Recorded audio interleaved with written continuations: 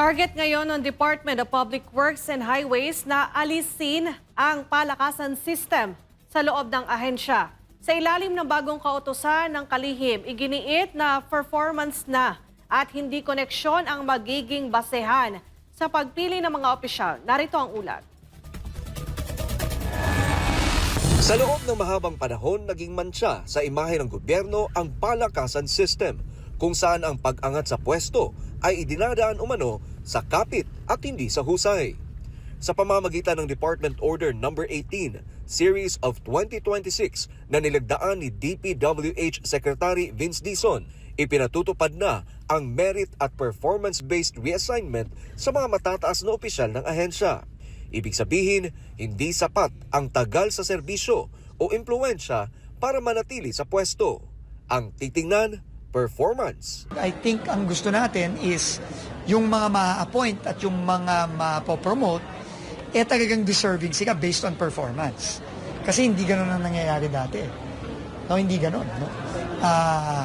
Marami matagal nang nandun, hindi sila napapalitan at natataas sila dahil sa mga endorsement na binibigay ng mga opisyales sa local areas nila.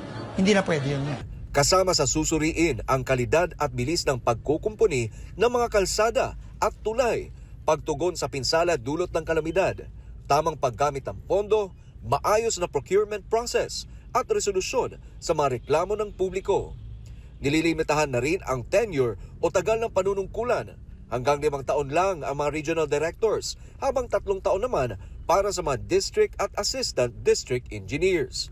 Layon umano nito na maiwasan ang posibilidad ng conflict of interest sa pagitan ng mga opisyal at mga lokal na politiko o kontraktor. And 3 yung criteria natin.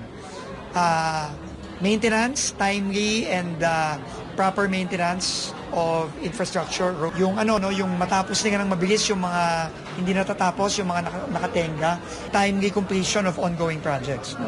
So, pagka sinabing matatapos ng ganitong deadline, kailangan tapos siya. Kung hindi siya tapos, well, minus points yun. Maging ang pagtatalaga ng mga officer in charge, kailangan lang dumaan sa qualification standards ng Civil Service Commission.